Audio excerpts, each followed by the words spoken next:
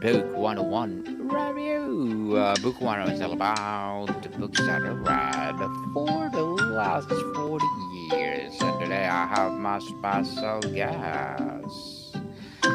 He's the debut author of the book Dissension, none other than Mr. Rodney Phillips. Hello, thank you, Daniel, for having me on the show. Very much Welcome, appreciate it. welcome. Welcome, Mr. Rodney. And can you please introduce more about yourself that I miss? Yeah, I'm Rodney Phillips. I'm oncology salesperson for Pittsburgh, Pennsylvania. Born and raised in Pittsburgh, lived here my whole life. I wrote a book, Dissension, which I started when I was 19 years old, and I just recently finished it. I'm now 56. It sat in my file cabinet for 37 years until I wasn't coaching football or boys or girls lacrosse anymore. Both kids are now in college, and my wife wanted me to do something on the weekends, so I started carving out Saturday and Sunday mornings with my coffee and pulled my book out, which was all in notebooks and these like postcards, and loaded them into the computer and then finished writing from there. So the book is called Dissension, a disagreement that leads to discord. It's about a young lady that's going to college at University of Miami. It's set in Pittsburgh and in Miami, hence the cover. The first part of it is Pittsburgh, and then it blends into Miami. She gets caught in a cartel war that breaks out between two rival drug cartels, and then you find out throughout the book why she's specifically being targeted. And it's a suspense thriller. And thank you so much for sharing your knowledge and wisdom to the world, Mr. Rodney. Yeah, thank you for sharing this sentence to the world. So tell us, dissension implies more than just a simple disagreement. It suggests a rift that leads to a lasting discord. Without giving any away spoilers, what is the central dissension in the book and why this is a particular disagreement proves so imperable for the characters involved? Good question, Daniel. What happens in the book is, these two cartels were at peace for a long period of time, and a disagreement kind of breaks that peace. And instead of communicating, in like a lot of relationships, lack of communication causes, conflict. And, conflict isn't really random, it's really a signal, right? That there's a mistake or a problem going on.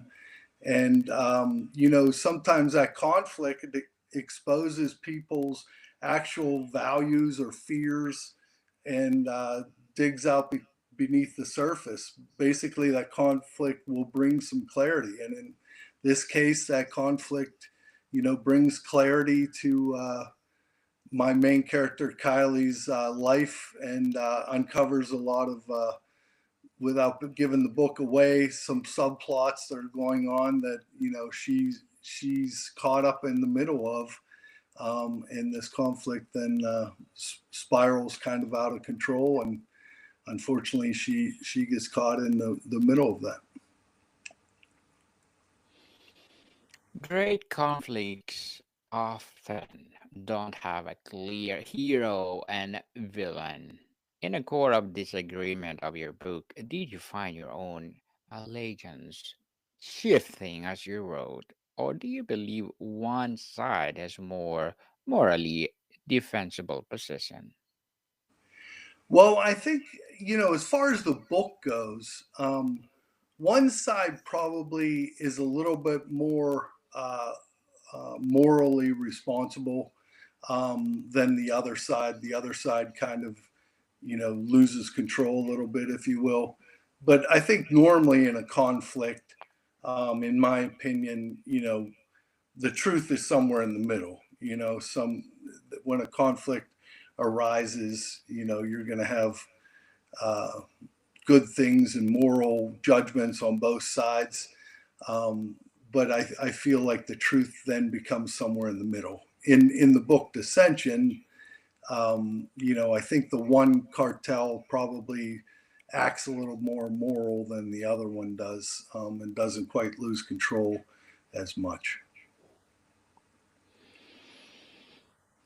Is it a primary dissension in the story driven by clashing personal ambitions and histories or by a fundamental ideological differences? How does these forces fuel each other, Mr. Rodney?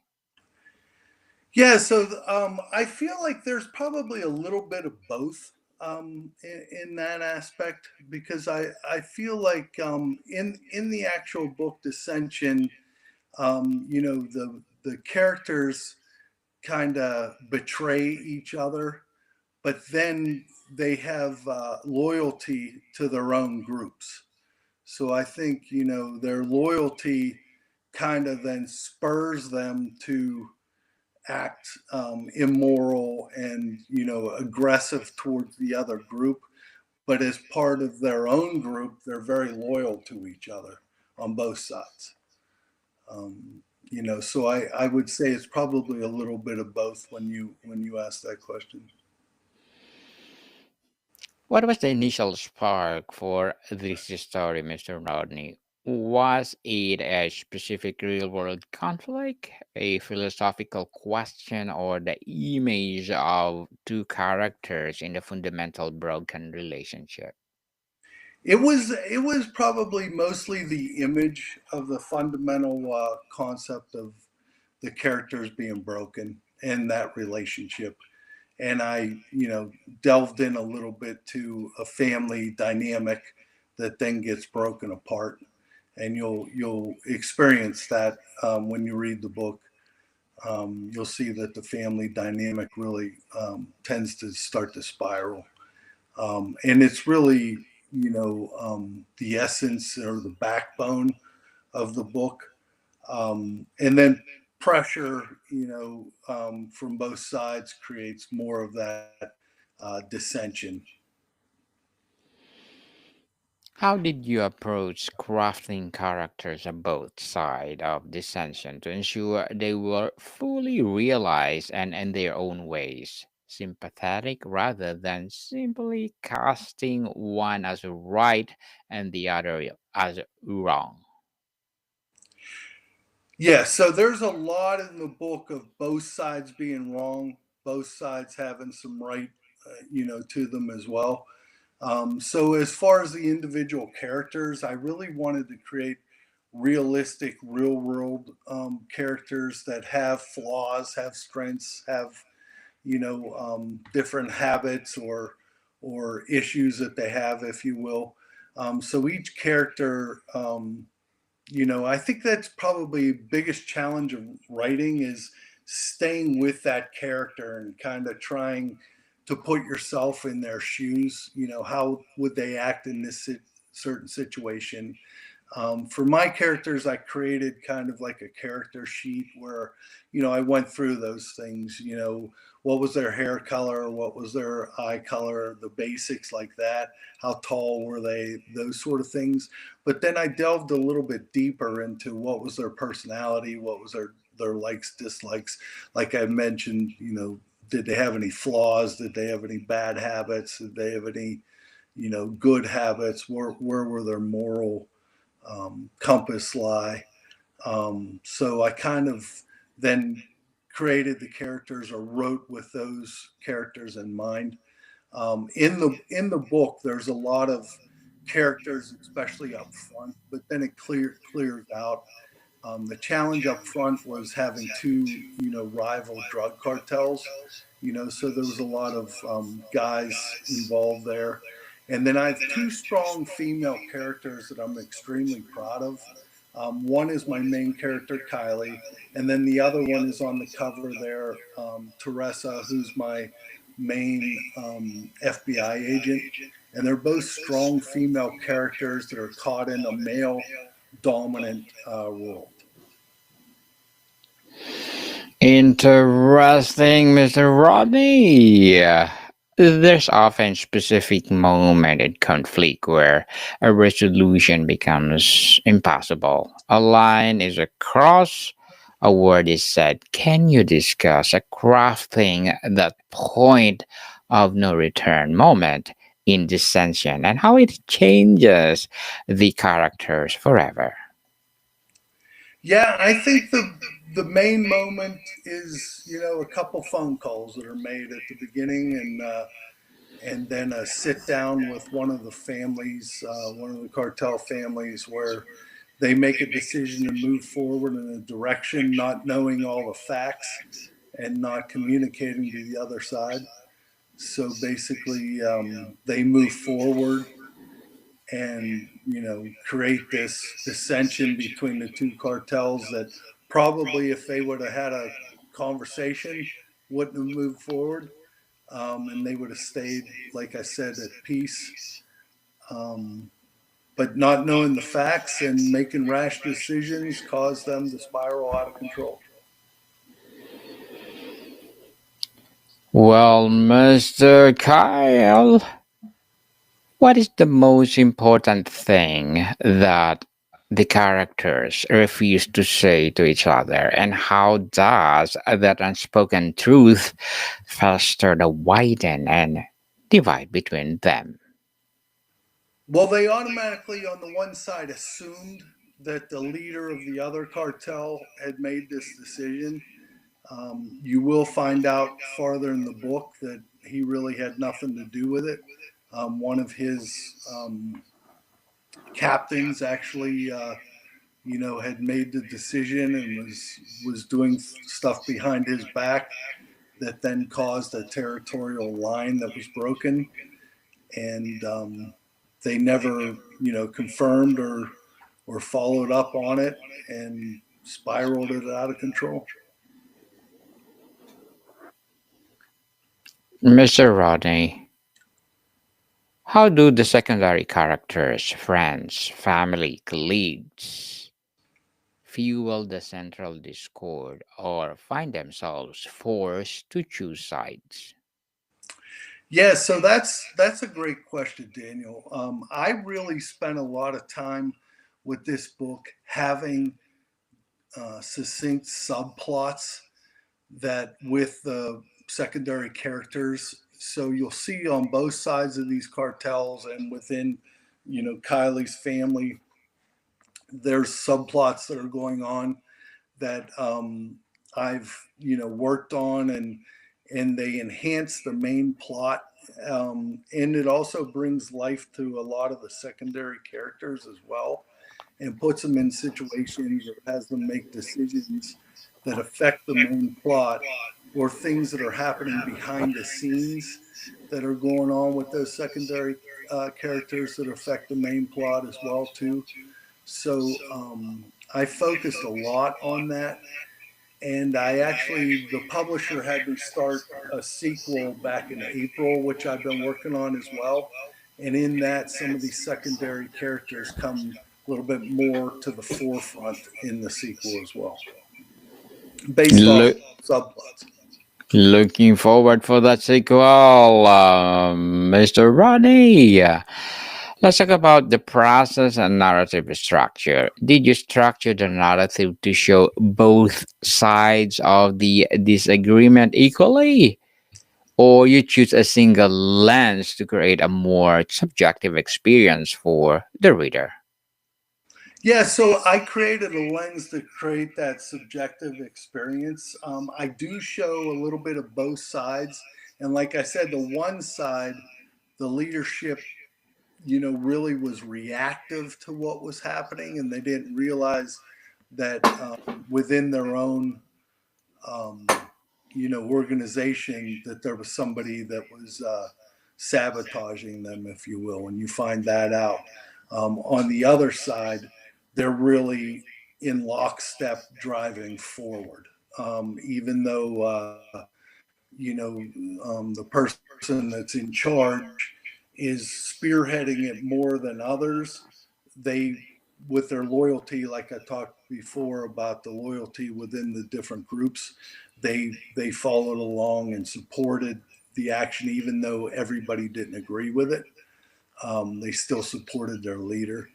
On the other side, the leader was a little bit in the dark of what was happening within his organization, which happens a lot with leadership on both sides. Sometimes you have a leader that everybody wants to follow and support, and then on the other, sometimes you have a leader that isn't in touch with their subordinate, and they really think that they're going in one direction and the team is actually going in another direction. So I kind of tried to explore both sides of that coin, if you will. Without revealing it, did you always know how the story would end? What was the conclusion and inevitable outcome of the decision you set in Notion? Or did surprise you as you wrote?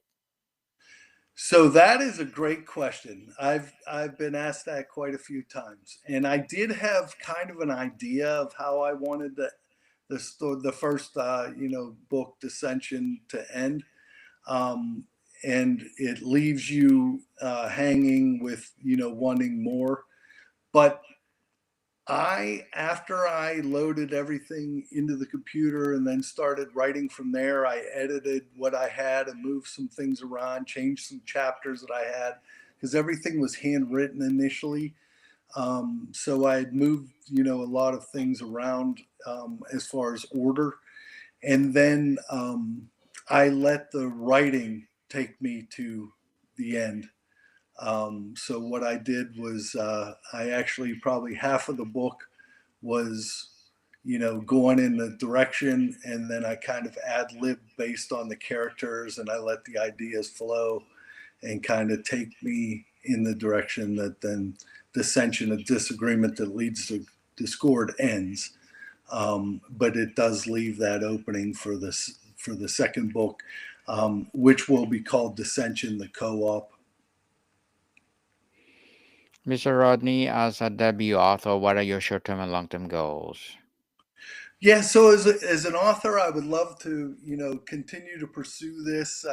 Like I said, my wife calls me the weekend writer because really I write on Saturday and Sundays majority of the time, unless her and I have something going on. Both of our kids are in college. So, she calls me the weekend writer because really I write on Saturday and Sunday mornings with my coffee, and I call it making an appointment with my book. So I would love to continue to do that. And then, I have a long time before I retire, probably about 8 years or so. But I would love to write, in retirement. I really enjoy it, and it keeps my mind active, and I enjoy the characters. And it's funny, I did a book club. Well, actually, I had done a couple book clubs that I got invited to that I went live that are here in Pittsburgh, and one of the one of them, the passion that the folks had at the book club about my characters really was humbling, Daniel. I got to tell you, I came out of there on a high because obviously I spent a lot of time with these characters and developing them, and like we talked about earlier, figuring out like how they would react, that sort of thing. But the reaction of people live talking about your characters and really connecting with them, and pulling for them, if you will, was really sensational. I mean, like I said, it made me feel great. I was with them for like over 2 hours, and obviously autographed their books and things of that nature. But the amount of in-depth questions that they asked me was incredible. Good luck to your goals, Mr. Rodney, and looking forward for more and more empowering books like this to come. And what would be your piece of advice for those people out there who want to be an author like you? I would say never give up on your dreams, right? I mean, you figure I started writing this book at 19, and then life got in the way, and started doing other stuff, and really kept all the notebooks that I had all these chapters written in, and never really gave up on my dream of wanting to become a published author. And then, later in life revisited it, and I think that if that's something that we can instill in our children and young people is, hey, stay focused on what you want to accomplish, and continue to keep working hard. And that's one of the things that I always talk about with coaching, young people and young athletes, is hard work and be coachable. If you're coachable, you're employable, right? And if you put the hard work in, then you can have something to be proud of it on the back end. Well, thank you for that advice, Mr. Rodney. And can you please recommend a book or books that influenced your journey? Yeah, so I would say there's a bunch of authors that influenced my journey. Most notably, probably James Patterson, Patricia Cornwell, Sandra Brown, Tom Clancy are probably the top four, for a lot of different reasons. Sandra Brown started out as a romance writer, and then she became more of romance with suspense thrillers. And I like to write in that suspense uh, mystery genre, if you will. And then like James Patterson, big fast-paced thriller writer, short chapters. Dissension, I purposefully have a lot of short chapters that keep the story moving. I've received a lot of positive feedback in regards to that, as far as you could really see the characters moving along, and it keeps the pace of the book fast paced. And then also Patricia Cornwell, I think, really influenced me on her character development. The way that you really could kind of close your eyes and see those characters, or not only what they look like, but how they act. And like we were talking before, like different flaws and habits, and positivity that each character may have. I think she influenced me on that character development side, and her stories are quite entertaining and thrilling as well too. She creates a lot of suspense. So I would say probably those four authors probably were my biggest influence growing up, and I continue to read them today. James Patterson, Along Came a Spider, is probably one of my favorite books of all time. And then Patricia Cornwell, Post Mortem, is probably the number one book that I liked of hers as well too. Thank you for that recommended books, Mr. Rodney. Yes. Is the true antagonist of the story the other character, or is it the sentient itself, the abstract force of pride, ideology, or misunderstanding that takes on a life of its own? So there's actually two antagonists. One is dissension, the dissension or disagreement that happens within the story is the antagonist that drives these cartels to war, if you will, or a street territorial war. And then on the front cover, the gentleman standing in front of the buildings there is Blade, or John Blade Wilson, who is my hitman that basically starts pursuing Kylie. And she goes from, like I said, a college student that then is, basically fighting and running for her life within the book, and he's chasing her. If you could summarize the core emotional journey of dissension in a single sentence, what would it be, Mr. Rodney? So I would say that conflict exposes what actually matters, right? Because when you have a disagreement with somebody, when you break it down, there's a lot of that organized truth in there that we were talking about before, where you know at the center it might look like, oh well, this is the exact conflict, but then when you peel the onion apart, there's a lot of truth on both sides, right? And you have to get to like what actually is the conflict. And I feel like when you look at that, it exposes those people's fears or beliefs that aren't necessarily on the surface.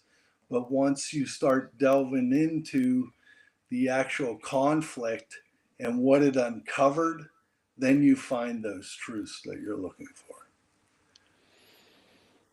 Mr. Rodney, before we wrap up our discussion for today, I'm inviting you to please do listen to my other podcast, people. My other podcast, because my abstract essay is already in fifth season, abstract poetry in second season, and my book 101 review in fifth season too. Comedy 101 in second season, and my food 101 in fifth season as well. Geography 101 in fourth season, and my baby podcast Law 101 and Mental Health 101. Love letters in third season, and Movie 101 review and Music 101 in fourth season, and Science 101 and Sex 101 in its second season. Please listen to them wherever you listen your podcast.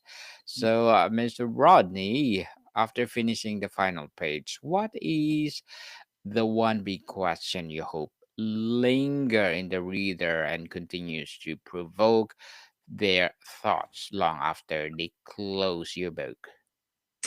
So I'm hoping that the last question that lingers is who's actually pulling the strings, and who's actually behind the scenes kind of driving the one cartel forward in the direction that they're going. And I'll leave it at that without giving too much detail. Mr. Rodney Phillips, thank you so much for sharing your dissension to the world. Yes, thank you, Jamie.